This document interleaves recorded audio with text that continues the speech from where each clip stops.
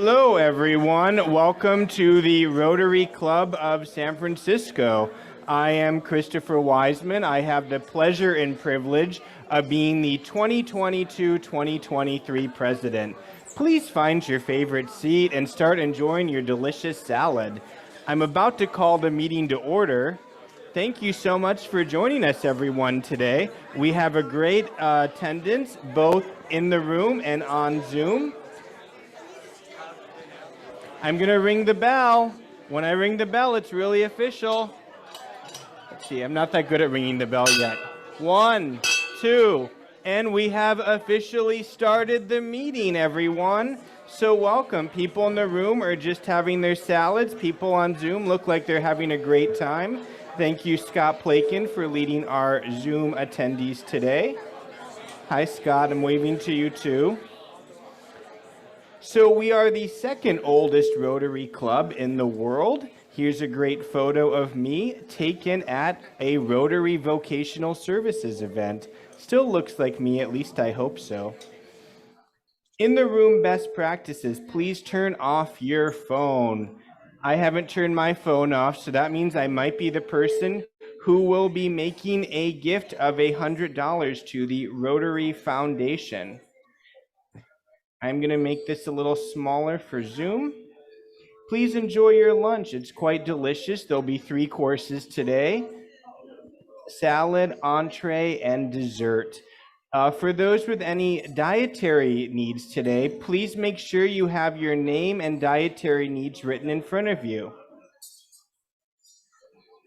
Our Zoom best practices: please mute your microphone. Change to speaker view so you can see me wave. Limit chat during the presentation and turn off your camera if you are eating. And people are having a great time in the room so far. I'm glad people are chatting. The room is full. All right. Thank you, everyone. So on our agenda, we're going to start with the Ukrainian national anthem. So will our singer please come to the front of the room?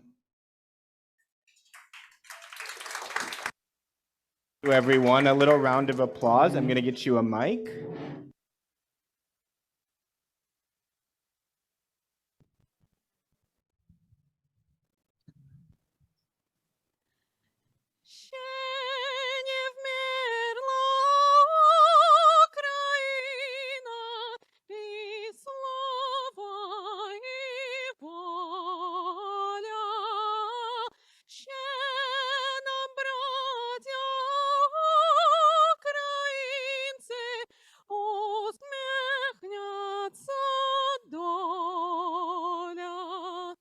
Згинуть наші вороженьки, як роса на сонце, запануєм і ми, браття, у своїй сторонці. Наше тіло ми положим за нашу свободу і покажем, що ми браття козацького роду.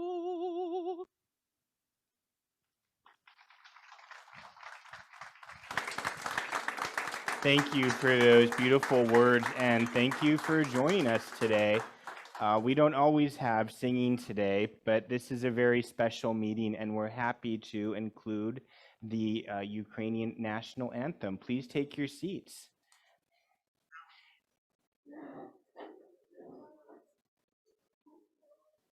So I'd like to welcome guests and visiting Rotarians. We have a lot of guests and visiting Rotarians.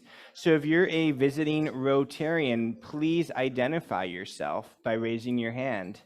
Well, there's a lot of you. All right, stand up, all visiting Rotarians. We're going to do this a little differently today. Let's give them a round of applause. Thank you. And be sure to say hello to many of our clubs that are in our district. Our district includes Marin, San Francisco, and San Mateo counties.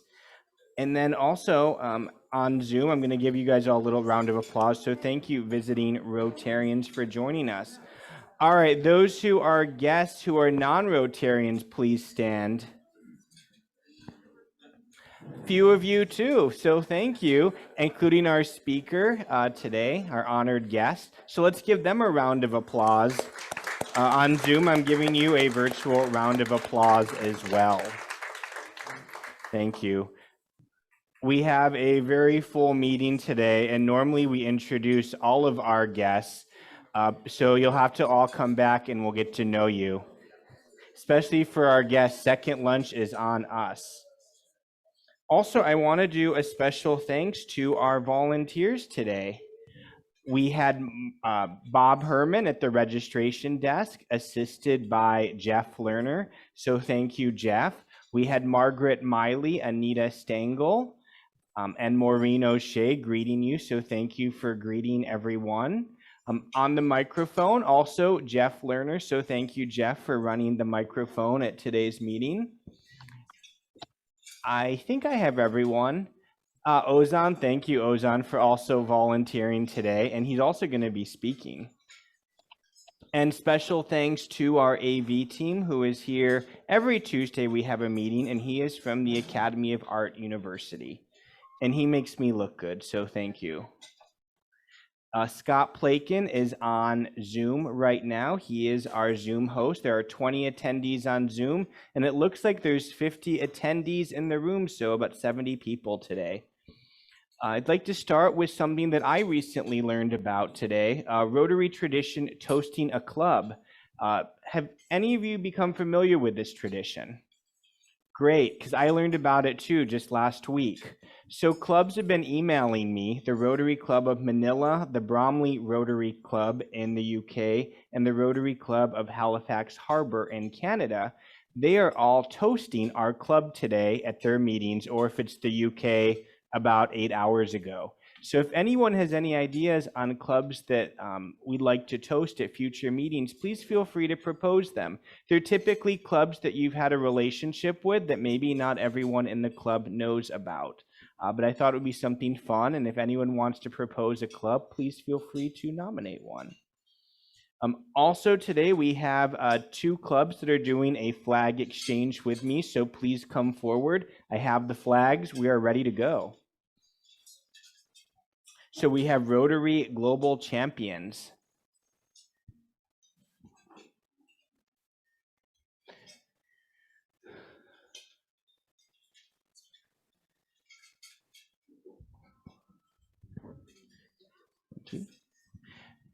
Do you want to say a few words about your club? Yeah. Thank you all for giving this opportunity. So I'm from Rotary Global Champions. We are a club with 40 members in India and another 22 members around the world with, from different countries like USA, Canada, and Qatar. So I'm here for the flag exchange and exchange views, and we do a lot of global grant projects. So this is like the beginning. Thank you. Thank you. And here is our flag exchange. It's official. Thank you. Thank you. I'll be displaying these in a beautiful spot in our club. All right, and we have one more flag exchange today. Is she here? There you are. And we had the pleasure of meeting at a Rotary social.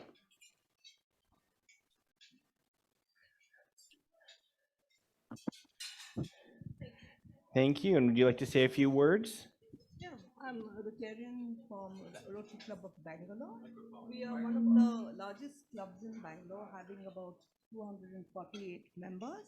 We are into a lot of activities of education, revamping, and during the COVID time, we revamped all the hospitals in and around the villages, so all that the villagers could have opportunity to go to a clinic when needed. We also involved ourselves in setting up emergency hospitals during that time. Our biggest project right now is trying to regenerate a river called Palar River, which will start from the source and go for miles. And we are also doing up all the villages in and around surrounding those villages. Great. Thank you. Thank you. Thank you for sharing. Here is our club as a symbol, our flag is a symbol of friendship. Thank you. Thank you. And if any of our club members would like to do a flag exchange in another country during their travels or with another club you've established a partnership with, please let me know. We are going to work on ordering a few more flags for everyone. So a few announcements recently. Rotarians were having fun. Let's give a round of applause for Alicia Marfasha for being our club social chair. Thank you, Alicia. We had about 20 people come out to our first club social of the year. It did get chilly. There's a few bad photos of me, so I figured I'd put those up, just, have a laugh or two, or not. But definitely a fun party for everyone, and we all had s'mores. Also, we had a club social event with another club, so thank you to the Fisherman's Wharf Rotary Club for extending an invitation to their club. We had pizza, beer, and lots of fellowship at San Francisco Brewing Company, and I will say their pizza was all delicious for those who like pizza. And everyone at Fisherman's Wharf is very hospitable. One of their club members owns the Ben & Jerry's franchises in San Francisco, so we all had delicious cookies after the pizza. It was a decadent fellowship, I would say. All right, now we have a newer member, Ozan, who's going to talk a little bit about our pearls training, which she recently completed, along with Anne. You also took basic pearls with Ozan, so thank you. Ozan?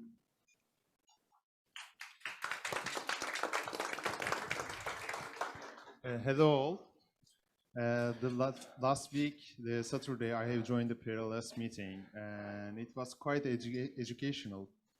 And it covers actually like a lot of different topics in a basic level. And I strongly recommend all the Rotarians to join these PLS events in the future. So the next basic PLS event is going to be on the 21st of January 2023. There's a good news. If you already joined the basic PLS before, you can join the Master PLS 3 on the 20th of August, which is going to be like 2.5 weeks from now. So I strongly recommend all the Rotarians to join this meeting in the future. Thank you. Thank you.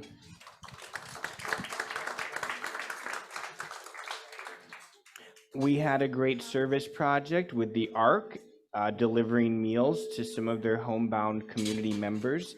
So be sure to participate in their next service project on August 15th. We had our People of Action Summit, our first one on food security. It is not too late to sign up for the September 10th or October 1st summits. These are put on by Rotary International, www.rotarysummits.com. And for those coming from other clubs, please take this back to the clubs. These are very helpful in identifying future programming activities. All right, Margaret, I'm not going to make you speak today, but I'm very proud of Margaret. She brought back our Rotary 101s, and the first one is next week, August 9th, and you can learn all these different things about our club.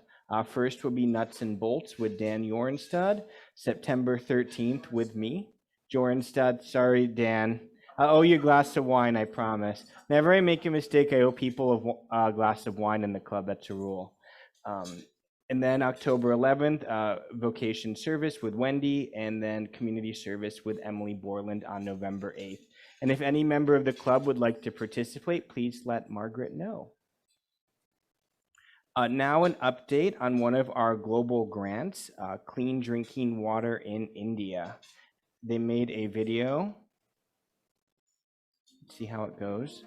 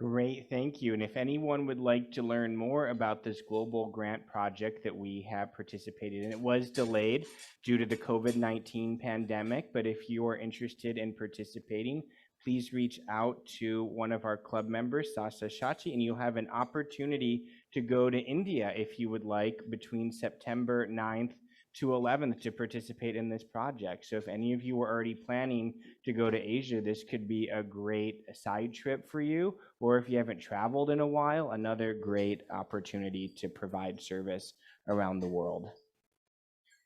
It's also in memory of Dr. John Dracup. I didn't have the pleasure of meeting him, but he brought this project to us. Another fun announcement for anyone who would like to visit the Ryla camp. I was told that members of our club have left today to begin the 5-day Ryla project. So special thanks to Lynn Lukow, David Dye, Lisa Christian, Steve Lindstrom, and Todd St. Vrain. But all of you have an opportunity to learn about Ryla and go to a wonderful barbecue and hear about many of the students' ideas. This is one of our club's signature initiatives, and this is a great opportunity to learn more about youth services and one of our big collaboration projects that we work a lot with people in the district. So thank you. And for those in the district who participate, please stand. You can talk a little bit more about Ryla if you like after the meeting. Anyone here? I thought we had a few people here. Yeah. Great. Thank you, Dan and Bob. Ozan, thank you. Thank you, everyone. It's a great project and a great way to collaborate with other clubs. On August 9th, next week, I will not be here. Someone will be running the meeting for me, but we'll have Kevin McCormack and how California is turning the promise of stem cell and gene therapies into reality. So very exciting. I will be tuning in from my vacation because I think this will be another great speaker. Club social. Alicia, do you want to say a couple words on the next social for August 12th?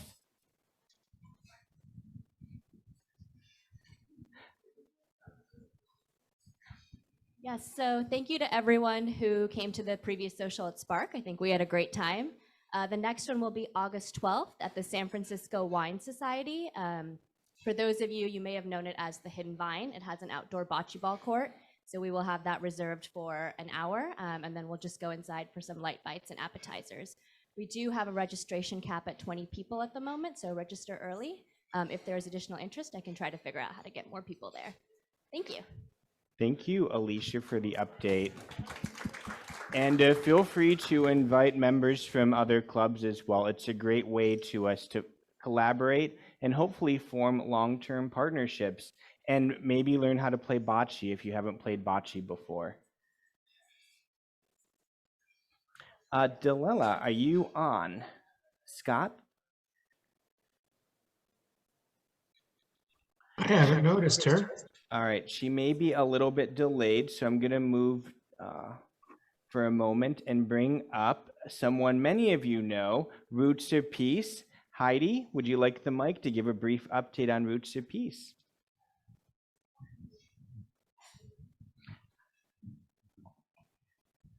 Thank you, President Christopher. I just would like to express my most sincere gratitude to the Rotary Club of San Francisco and Rotary 5150. Roots of Peace began 25 years ago this month when Princess Diana tragically died on Labor Day. A quarter of a century later, Rotarians have contributed nearly $1 million, I've calculated, with Rotary San Rafael as well, to remove landmines and plant grapevines worldwide, to replace the scourge of landmines with vineyards and orchards. And President Christopher, it is my deepest honor to present you my book, Breaking Ground, with foreword by Queen Noor, and Your Excellency Consul General, with my heartfelt sadness for the landmines that are currently being planted in your country. May the world rise, may the wheat flourish, and one day celebrate a harvest of hope in your great country. Our heartfelt prayers are with you. Thank you. Thank you, Heidi, and thank you for all of the wonderful work that you do around the world. If anyone wants to hear more about Roots of Peace, please talk to Heidi. And also, Heidi is an excellent speaker for some of our Rotary Club friends if you need a keynote speaker for one of your luncheons. Now it is a very exciting time for us. We're doing a new member induction today. Many of you know Dr. Elisa Stevens, but on behalf of the Academy of Art University, she has done so much work for our club, our community, many of our programs, and all of you, and I would like to invite her up. We are making her an honorary member of our club. This symbol of wheel is the highest recognition we can provide on a slide. Margaret Miley, please come to the front of the room.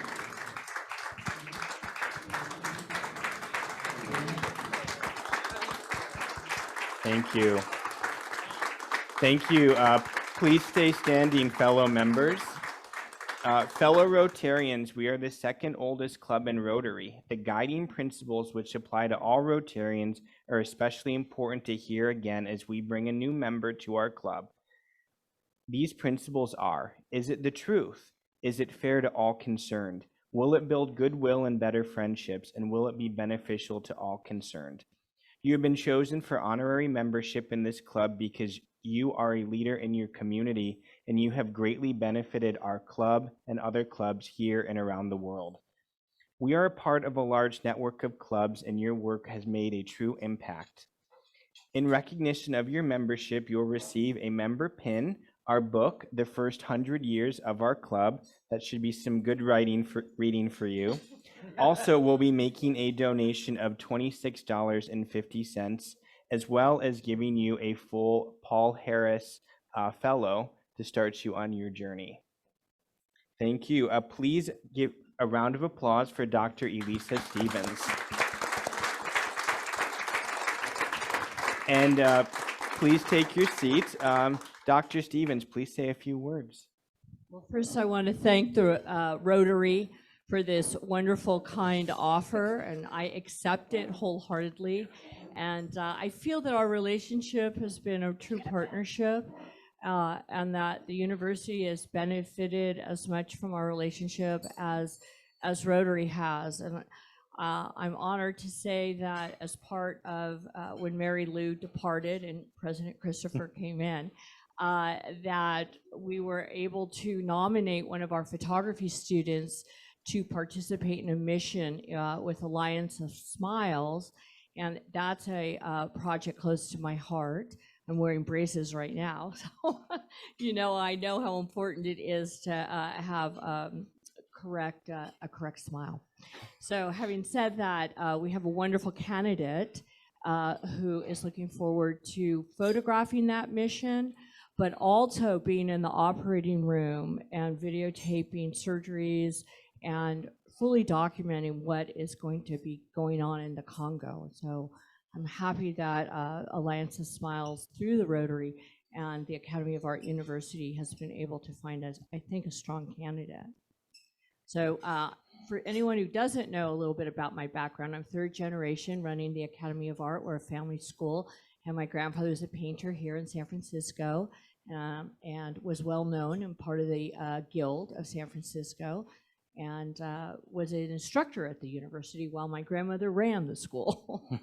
So thank you very much. Christopher, would you like me to say anything else, add anything? Just want to say that you're wonderful and you have a friend among every member of our club, and we all look forward to getting to know you better. Well, I realize one of the advantages, I do travel from time to time, and so when I'm in different cities, I'm going to be making Tuesday lunch with the Rotary. So thank each and every one of you and the Rotary as a whole. Thank you. Thank you. And your certificate, and here is your pin. Thank you. And we'll be sure to get you some flags. Make sure to send me pictures too. Don't forget, Dr. Stevens. Thank you. And now something else very exciting. We have Robin Azevedo to come up and do a grant presentation.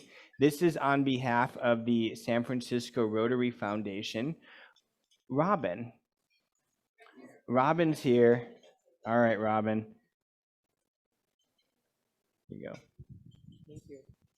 So on behalf of the Rotary Club of San Francisco, the San Francisco Rotary Foundation has been entrusted to raise funds and to secure investments to fund club activities and community projects and grants.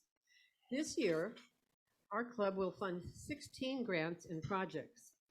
One of those grants helps to fund the Rotary International Disaster Relief Fund for Ukraine. So let's see if I can say your name correctly. Maybe I'll stick with Dmitry. Consul General. At the San Francisco consulate. So one of the grants will help fund Rotary International Relief Fund. And we're very pleased to announce that the San Francisco Rotary Foundation will send a check in the amount of $5,000 to Rotary International Disaster Relief Fund for Ukraine. Thank you. Thank you. We'll be hearing more from the Consul General later in the meeting, but we are very excited to be making this gift and continue to help our many friends around the world, especially in Ukraine. So I received some feedback that everyone likes to have fun and talk and eat your lunch, which looks delicious, and I'll be eating very soon myself. But today we're going to do a special 20 for 20. All of the gifts received from 20 for 20 today will go to the same fund that we supported with our Rotary Foundation. So if you'd like to do a 20 for 20 or 100 for 100 or anything else, we'll do this for probably 5 to 7 minutes. So do I see someone in the room who wants to start? Margaret Miley has the floor.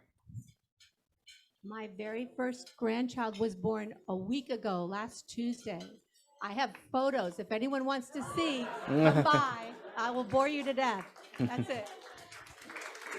Thank you, Margaret. Let's do one from Zoom. Scott Plakin, you have the floor.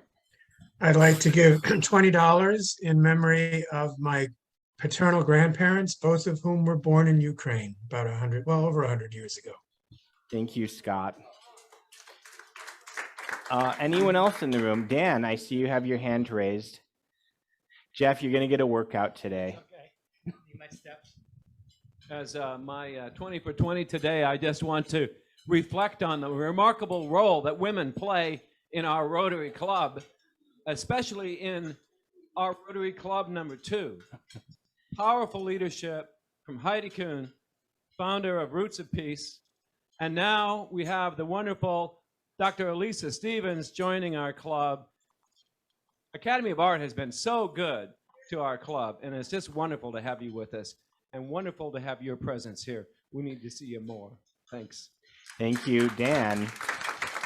Looking around the room, anyone else? Emily, thank you. Hi, everybody.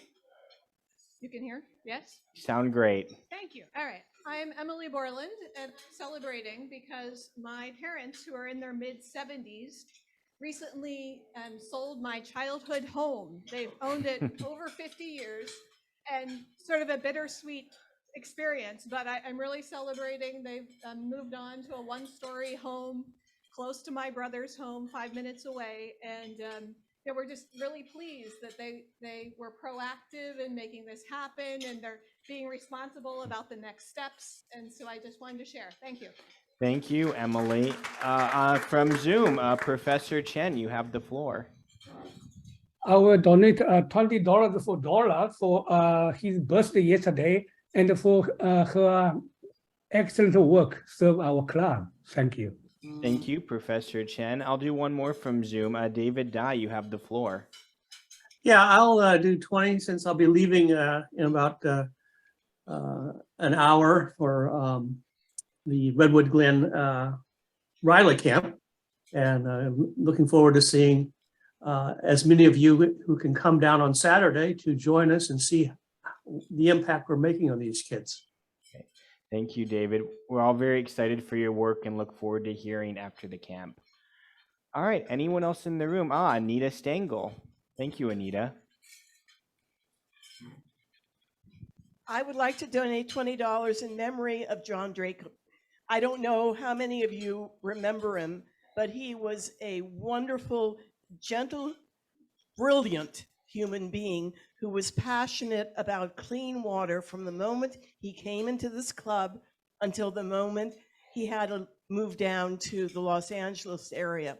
He will be missed. He was really great for those of you who knew him. And for those of you who don't know him, I'm sorry, because he was a really fabulous human being. Thank you, Anita. Anyone else for 20 for 20?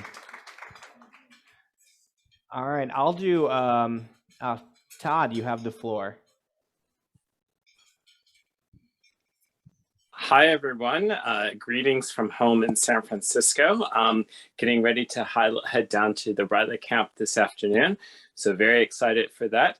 I'd like to do 30 for 30 because this month marks the 30th anniversary of the passing of my Uncle Dave, who was a police officer and was taken too soon due to cancer.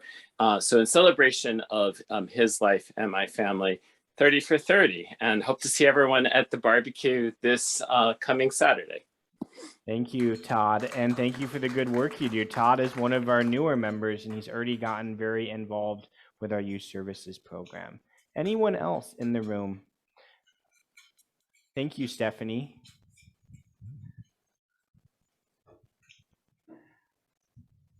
My name is Stephanie Schmatz, and I'd like to donate 20 for 20 on behalf of the Carlisle, which is where I'm the executive director, because recently they took it upon themselves to do a fundraiser for Nova Ukraine, which is a 501c3 here in the city. And together they raised $10,000. And they did it all by one lady's paintings, and she auctioned them all off for $15 or $50 and raised the money for this special organization. So I just thought it was a great story. Thank you, Stephanie, and thank you for sharing your story. Anyone else? All right, Rhonda.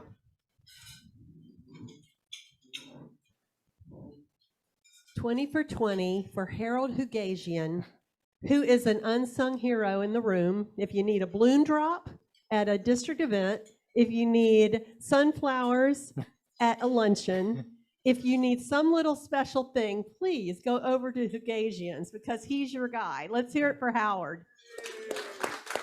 Thank you.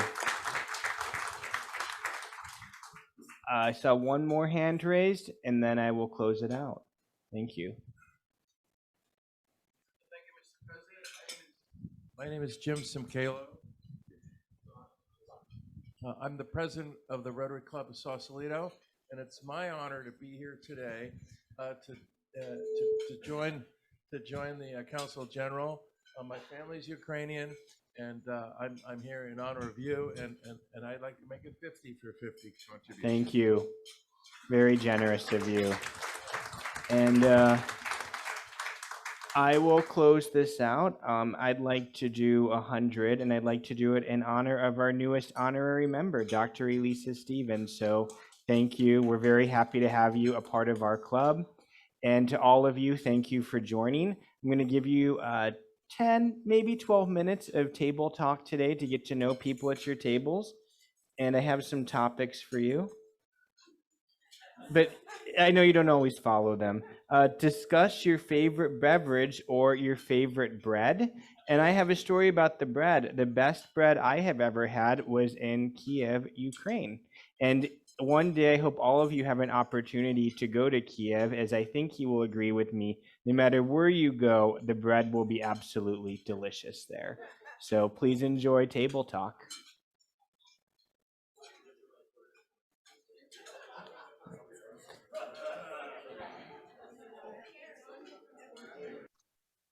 They can turn down our sound on Zoom in the room so we can talk amongst ourselves.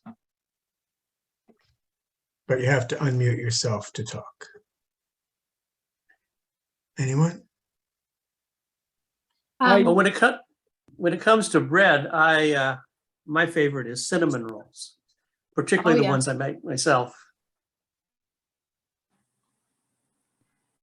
One of my I like, favorite things to eat in the world is tartine morning buns that you get from the Ferry Building on Saturday.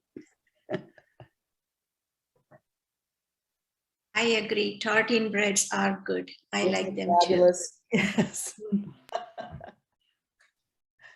Yeah, for the drink, I used to like Japanese sake. It is Japanese in alcohol. It's very good. Recently, yeah, I give up to drink because my doctor say I cannot drink anymore. Yeah. So I drink the no alcohol beer now. Oh, those doctors! What are you gonna do? My favorite bread is pumpernickel, the German bread. Oh yeah. Oh. Yeah. The Swedes have very good bread too. Of course, I am very loyal to our local Acme bread, especially their sourdough. I like a garlic bread. Yeah, you know, some restaurants have very good garlic bread. Yeah. Bread is so local, like, you know, in just the country of India, there are about 80 different types of bread. In every state, every city has a different bread. Yeah. What was the other question besides bread? Beverage. Beverage. Coffee. Yeah, coffee. Yeah, I'm coffee. addicted. I'm definitely addicted. I'd say coffee and wine for me. Coffee and wine, yeah, and especially red wine for me. Absolutely agree with you. Oh, I don't know. God was in a very good mood when she thought of gin. Yay for gin, which brings up my favorite adult beverage is a Negroni, which is gin, Campari, and sweet vermouth. Yum. Huh. I like coffee and Japanese tea. Mm. Yeah. Okay. Recently, I drink, you know, the Italian coffee. What is it called? Ili's coffee. Yeah. Oh, yeah, Ili, I have yeah. a machine. Yeah, yeah. It's very nice. Japanese tea, you know, the green tea, and is very good. But if you take it for a long time, like every day, maybe you will get a little bit tired of it. Well, change a little bit. Yeah. But the coffee I still can take every day until now. It's about 2 years now. Yeah, still okay. Yeah, I've got a 4-cup-a-day habit of coffee. Yeah, me about 2. Yeah, 2 cups down. I like to drink more, but I just control myself. Oh yeah.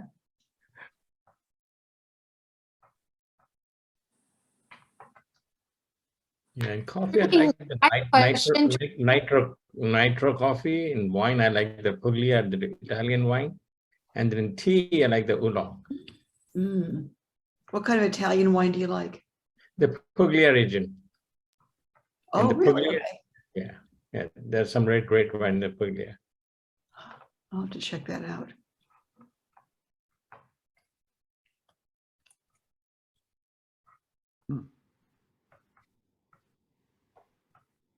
Very good luck for people, you know, like wine to live in San Francisco because some of my area is very close, have a lot of good wine.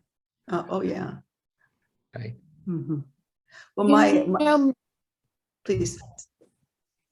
Oh, I was going to say, Mary, I love coffee, but I just don't know you can drink 4 cups of coffee and get to sleep.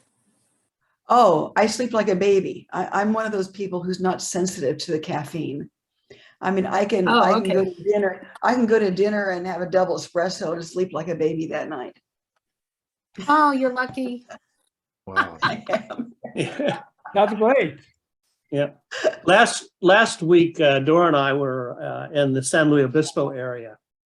And if you haven't been down to Paso Robles lately, it is, you can't walk without running into a wine tasting place or a vineyard. And they have a place called Tin City, which is a whole development where it's mostly wines, but they're one of my favorites is hard cider, and they have, and so they have a cider tasting place where you can taste test a flight of ciders. But I mean, everywhere around there is fabulous. I mean, there's one place called Sculptera. And the fascinating thing about it, we were there shortly after it opened about 10 years ago. And they have all of these statuary throughout the whole vineyard grounds. And it's just a beautiful setting. And in fact, we were there when we were there last week. They had live music performers. Fun. Well, we've covered 2 of the 3 basic food groups for me. Besides wine, coffee, the 3rd basic food group is chocolate. Yeah.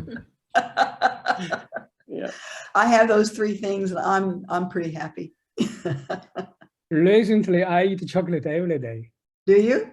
Yeah. Very healthy. I hope you're eating dark chocolate because that's the healthy one. Yes. Yeah, that I'm doing.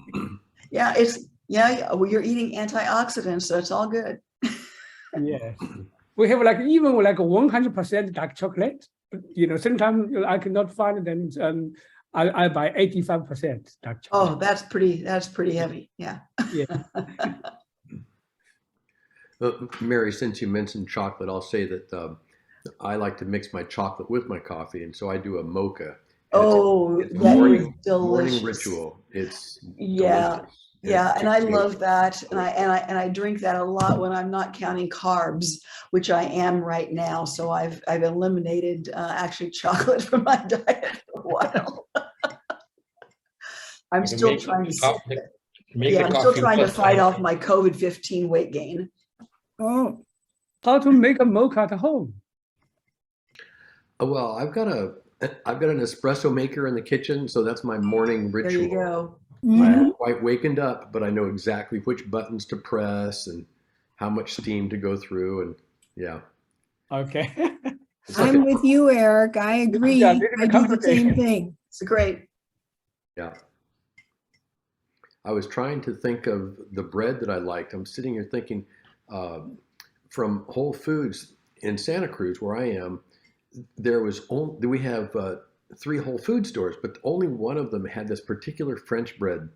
It was always fresh and chewy and soft.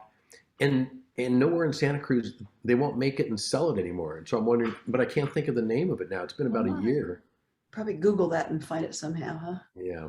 I'll probably drive to San Francisco or San Jose to get a good loaf of bread.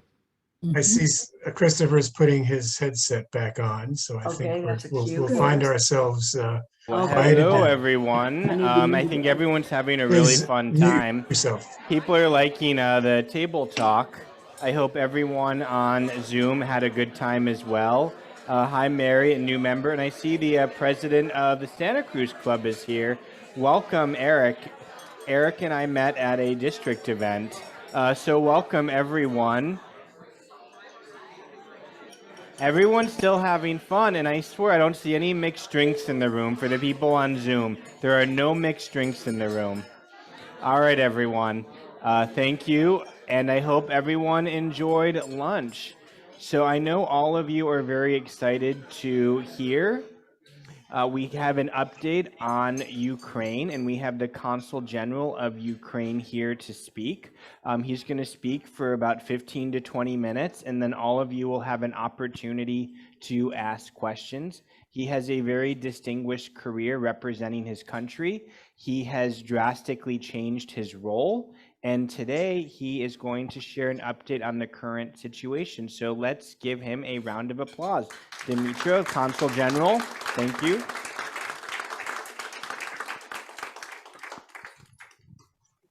Thank you. So first of all, I would like to say that it's an honor for me to be here, and thank you very much for this invitation. And it's great to speak to the Rotary Club.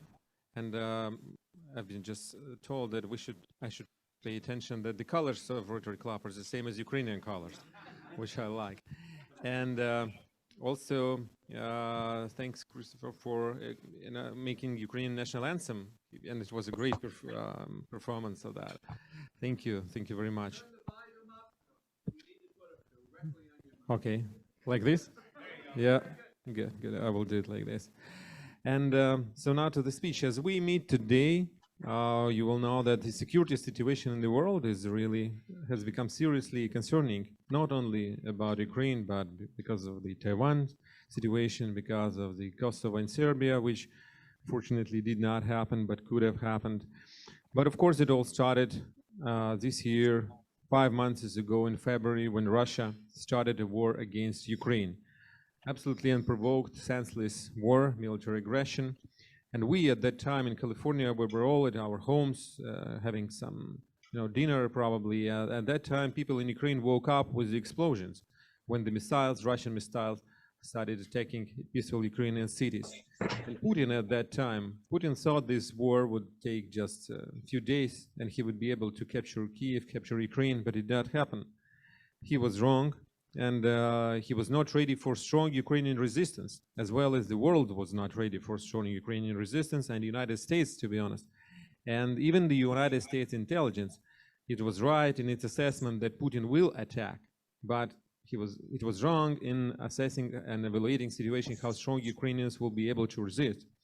And Ukrainian soldiers, they are the really true heroes who are defending common values for all of us, freedom and independence, not only of Ukraine, but of the whole Europe, probably in the world.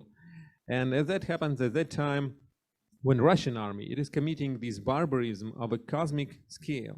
So just imagine what it is like to be now a Ukrainian soldier when you are either in a trench or in the woods, and you're under constant shelling by Russian artillery almost 20 hours a day. How hard it is to survive and just not to lose your mind. And we Ukrainians, we did not start this war, but it is our tragedy right now. And our people are dying, our children are dying. More than 350 children have been killed already in this war by Russians. Our cities are being destroyed. So yes, we need peace, but we of course need justice. And Russia is doing this indiscriminate bombing of Ukrainian cities by its missiles launched from airplanes, from ships, from the land. And just 2 weeks ago, my friend Kostya, who lives in Kyiv, he told me that, actually I've seen these videos, but he then told me that he had a missile which attacked a home 400 feet from his own home. So like it becomes very personal to almost every Ukrainian right now, even if you live far. Because you have a friend who have been either killed in the war or has suffered or whose home has been destroyed. So it happens all the time. And Russia, they are running short of their high accuracy missiles, and they are using these old Soviet missiles which were made in 1960s. And these missiles are definitely not accurate. Their accuracy is about half a mile or a mile plus minus.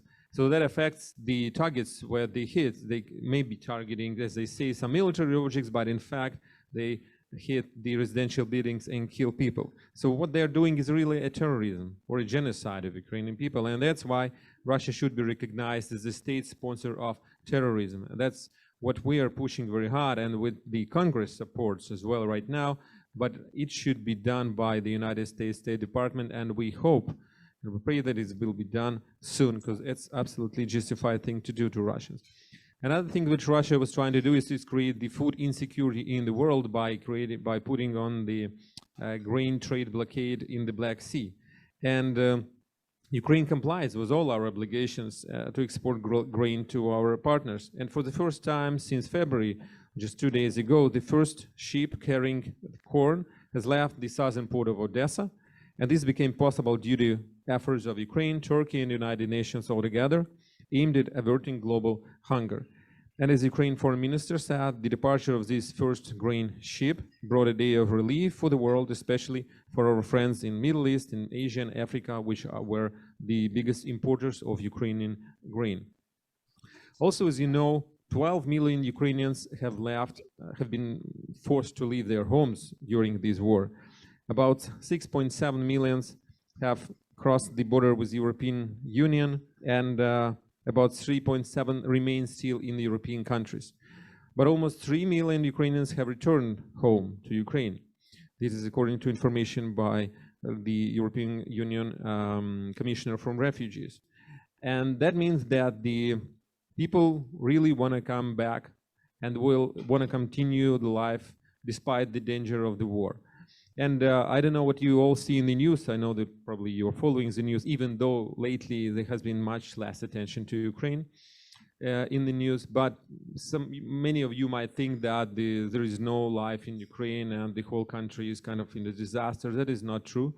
The Ukrainian forces have managed to push Russians on the east and the south, and the rest of the country, people are continuing their life, they are working and to keep our economy running, even though it's hard. So, but of course, there is a number of Ukrainians who are still leaving the country, and some of them are coming to United States. And as of now, about 50,000 people have come to United States. So it's relatively small number compared to Europe, of course. But I know many people support them, and we thank you for your support. And we, of course, want to highlight and thank the United States for support that has been provided to Ukraine since the beginning of this war. From the very beginning, this support actually was in form of sanctions on Russia and providing some help with weapons. But at the beginning, it was more sanctions and less weapons. And probably it's now clear that this economic war against Russia is not working as strong as everybody hoped it would work, unfortunately. So $285 billion, that's the projected amount of money that Russia will earn from trading oil and gas this year. This is bigger, 50 billion bigger more than last year, 236 that they managed to earn. That is despite the sanctions. And unfortunately, European countries and some other countries have built a strong dependency on Russian oil and gas through the years. And right now, it's very difficult to refuse from those supplies from Russia. And when they do so, when they refuse, the deficits that are being created, it actually brings the price higher. So all this fighting against Russian oil and gas has its disadvantages, but the priority right now is to defeat Russia, to defeat Putin. So probably European countries have to sacrifice something. And for US, it's easier to do. And so it looks like right now that it would be easier to defeat Putin on the battlefield rather than do it economically, because economically it would take a very long time. And as you know, the war on the 24th February, it started when Russia attacked Ukraine from all the sides, from the north, from the east, from the south. And right now, it all concentrated, as I mentioned, about the east and south, about Kharkiv, Donbass, Zaporizhia, and Nikolaev. And Kherson has been occupied by Russia. And the line, which is where the Ukrainian forces stand against the Russians, if we take all that, how long it is, it's about a distance between San Francisco and Seattle. It's kind of this long line of battlefield, just for you to imagine. And Ukrainian forces now and the Ukrainian leadership has announced that we will do a counteroffense to regain control of Kherson. This is a city in the south. And Russia, on its own part, they are bringing more and more troops to not make it happen. Ukraine has used the long-range weapons to destroy the bridges which connect Kherson with the other part, just to not to allow Russians to bring more troops. But probably in August there will be another development. So maybe in a week or so, you would be able to see the new military developments in Ukraine, because the July was relatively a stable month. And hopefully for us, we'll be able to move to advance and to regain control of Kherson. Because recently in June, Russia managed to capture two not so big, but still two cities in Donbass, the Severodonetsk and Lysychansk, and they declared it a huge victory, even though for the number of troops they have sacrificed, it's not a big victory. And Ukraine has managed to get control of the Snake Island in the Black Sea, which is strategically important for us, so that we can now continue to start again the trade of our grain with the ships, as I mentioned. And but Ukraine needs much more weapons that we get right now from the United States, even though we're really grateful for what we receive. Because the Land-Lease Act that was passed by the Congress, it hasn't started working yet. And some people think that the United States has sent us so much that Ukraine doesn't even need it. No, it's not true. Probably it would be enough if Ukraine would be fighting a country similar to our size, but we're fighting Russia, which they claim is the biggest army in the world. That is not true, but still, of course, they are very strong. They have lots of old Soviet tanks and everything. So as of now, Russia has lost in this war 1,600 tanks, 223 airplanes, 190 helicopters, and about 4,000 attack armored vehicles. That's more than Russia has ever lost during the war since the Second World War. But they still have a lot of these things left, and they have a huge army, of course. So Ukraine needs much more weapons, as I said, because we received this and we're using effectively these HIMARS. HIMARS is these multi-launch rocket systems with a quite long range and high accuracy missiles. But we only got the missiles which can target with a 50-mile range. And Ukraine needs the longer range missiles, and the United States have them. And those are the missiles with 200 miles range called ATACMS. And but we're not receiving it. We're not receiving it because the US administration, let me criticize them a little bit, is saying that if we receive them, we might use it against some objects on the Russian territory. Well, actually, that's, yeah, we could do that because this probably would be a justified thing to do because it's a war which Russia started against us. But the United States administration said they don't want to do it because they don't want to provoke possibly the World War III. At the same time, we have seen today, yeah, and Nancy Pelosi traveling to Taiwan, and all the world is watching with a great concern what might happen, what if China would attack, and that would really be a trigger to the Third World War. Even though she's definitely a brave woman, and we really admire her, and we met with her in June. So, but you know, in this situation, United States is fine with provoking China and provoking possibly a new huge war, but in our situation, no. So that's, you know, this kind of situation when Ukrainian people see all that things happening globally and are really expecting United States to do more even without being directly engaged with Russia. And Russia right now has lost almost 40,000 of its soldiers, and they need to enlist more people. They use their propaganda, of course, to say that this war is kind of a defensive war, even though it's clear for the whole world, for all of you, yeah, that Russia has attacked. And propaganda in Russia is really successful, unfortunately. They're doing the same, using the same mechanism as the Soviet Union was using and as Nazi Germany was using.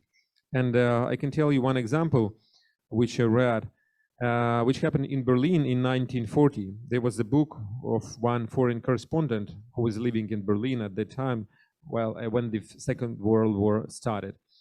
And that foreign correspondent, he was working, he was living at his home, and he had a German woman who came to him to clean just for work for him. And one day, after Germans attacked London and then the British have attacked back with the airplanes, she came to him and she asked, why British bombed Berlin?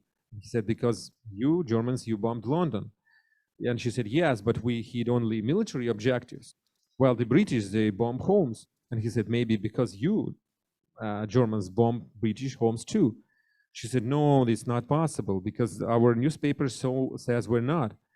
And he said, well, this is probably not, definitely not true. And that happens right now, unfortunately, 80 years later. So Russian television, if you watch it for, I don't know, for a week or for a month, you would probably start to believe that the reality is completely different in your world. And many people in Russia, unfortunately, support this war. Let's be honest. There are many people who don't. Maybe not many, but there are those who don't. And especially when we talk to Russian people here in California, in Silicon Valley, in Bay Area, there are lots of good Russian people, absolutely, who help Ukraine. But in Russia, it's absolutely different reality, unfortunately. And it will take a long time, even if Putin dies, even if the war will be stopped, it will take a long time for them to kind of cure themselves from this false information. And but right now, Russia is trying to attack Ukraine, but at the same time, they're trying to say they didn't want negotiations. But this is completely not true. And why Russia's fake proposals and ceasefire initiative, it must be rejected. No one wanted this war in the world other than Russia. And no country in the world craves peace more than Ukraine. But really a lasting, durable peace, rather than the time bomb of a frozen conflict. is possible only after Russia suffers a major battleground defeat. And that's why Ukraine must win, only when Putin seeks peace and not war. And Putin will not stop himself until he is stopped. That's why any calls for a ceasefire, which I heard across Europe and America, are badly misplaced. This is not the time to accept unfavorable ceasefire proposal or kind of peace deals. The task instead is to defeat Russia and limit its ability to attack anyone again in the foreseeable future with sustained and timely assistance. Ukraine is ready and able to do so. And as you know, that why Poland, for example, and some European countries are so much supportive of Ukraine, because they know that if Putin would succeed and would capture Ukraine, then he would attack Poland probably next. So we Ukrainians, we know and we feel the real solidarity of American people with us.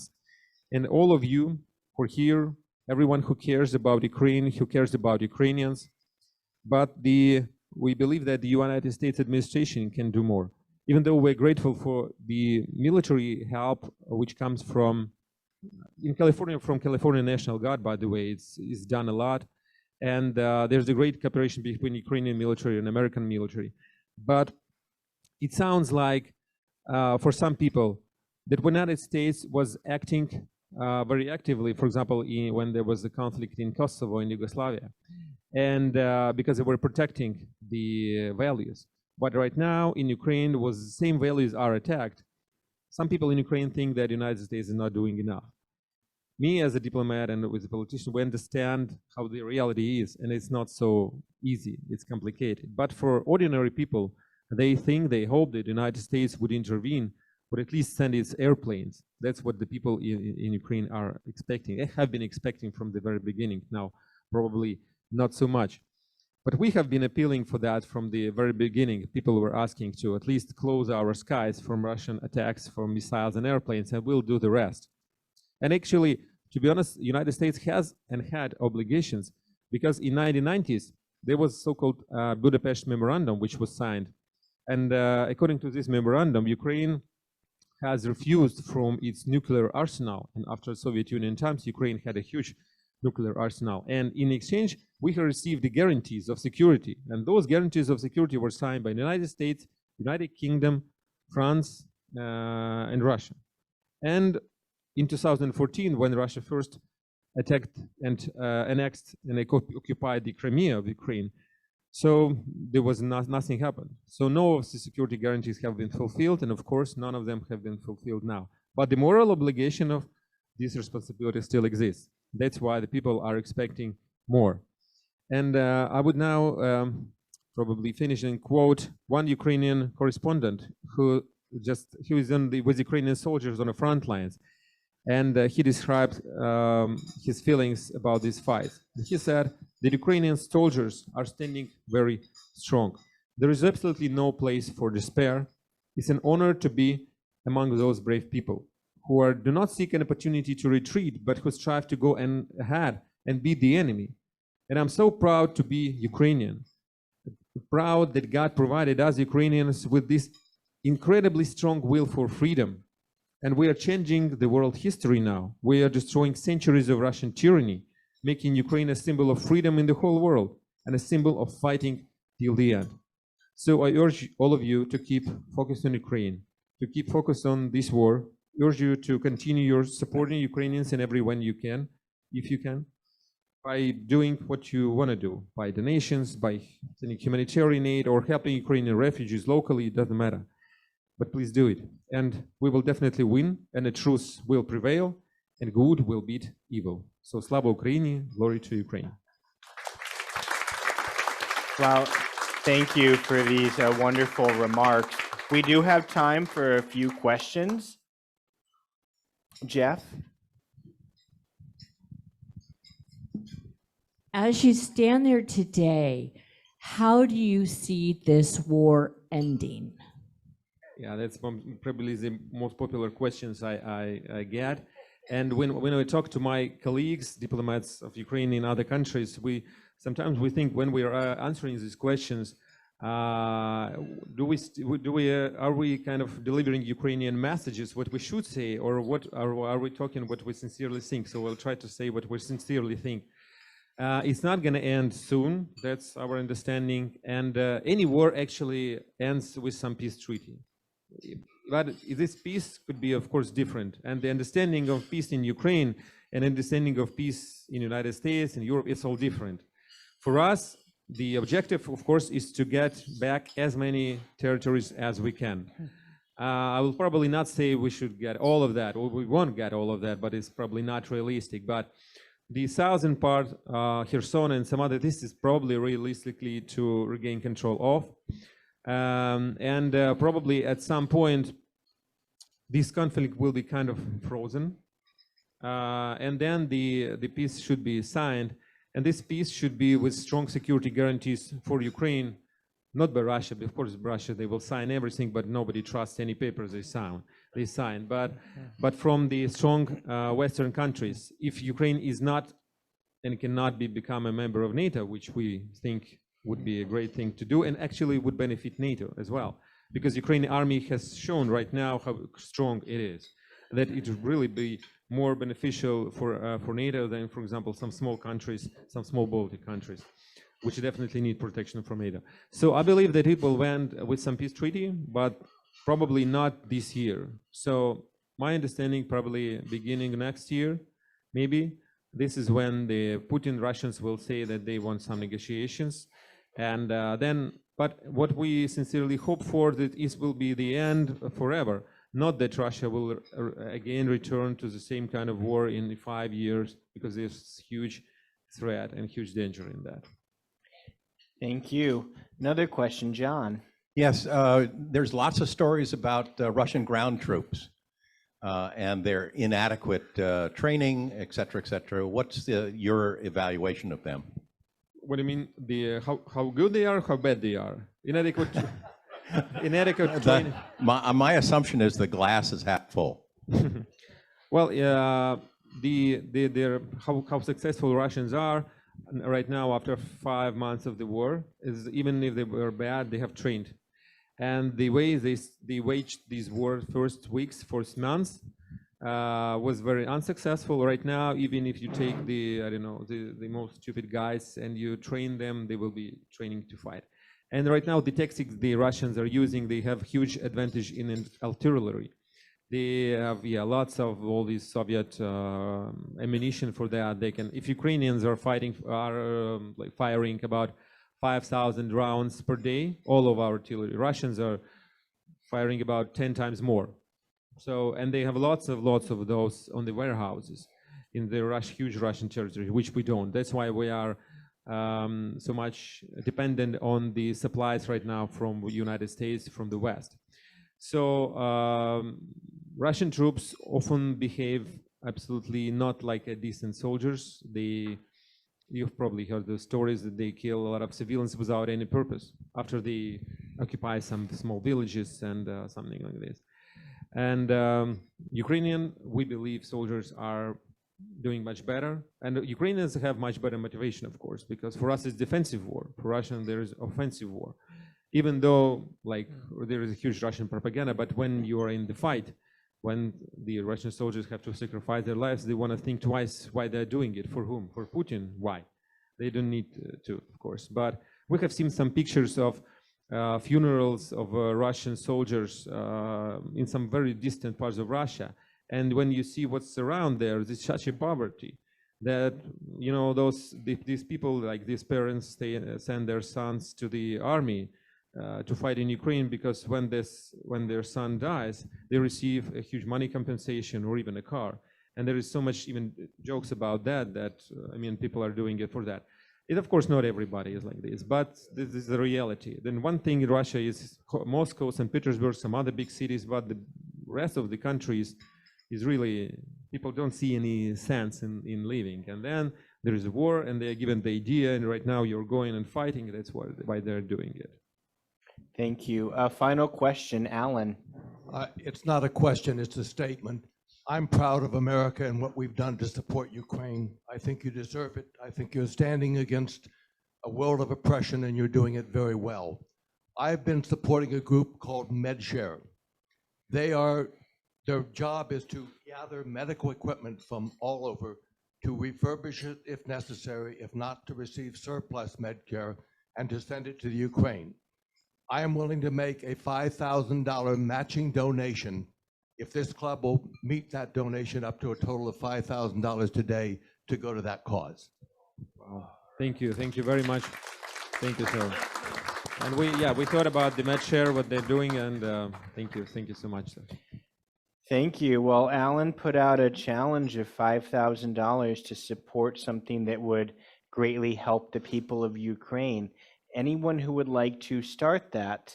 We're in for $1,000. Thank you, Dan. Thank you, Harold. Thank you, Poppins. I'll say both Poppins today. Rhonda and Bill. Anyone else? Thank you, Heidi. Thank you. Thank you, Alicia. Thank Emily. Thank you, Emily. Jeff. Thank you, Jeff. I hope everyone's taking this down. Maureen. Thank you, Maureen. Anyone else? I'm not telling, but it sounds like we raised a lot of money today. Let's, Everybody who just said something, please stand up so we can get this down. Jeff, you were 500. 250 for Jeff. 250 for Jeff. 500 for the Poppins. 500 for Harold. Emily. 500. Maureen was 100. Katerina was 500. Our visitor wants to contribute. Can she do it? yeah, of course. Just raise her hand. Yeah. Bob and I are 1,000. 250 from Angelina. 500 for And one more, Dan, behind you. 200 from Ray. Thank you. And Eric? Thank you, Eric. And well, thank you, everyone, for your generosity today. And let's give a round of applause for our speaker. Thank you. Thank you. It is a Rotary tradition to honor all of our speakers. So in your honor, 100 children will be inoculated against polio. It's a deep cause of the Rotary organization. And we'd also like to present you with this book of San Francisco, Golden Gate Park by Christopher Pollock. So please enjoy, and thank you for your good work here and around the world. Another round of applause. It's 1:30, it's Tuesday. Please do good work in the world, and Rotary is over. Have a wonderful day, everyone. Thank you on Zoom. Final announcement, a special thank you to Harold Hugazian for providing the beautiful flowers. And if anyone needs sunflowers for other events to support Ukraine, please let Harold know.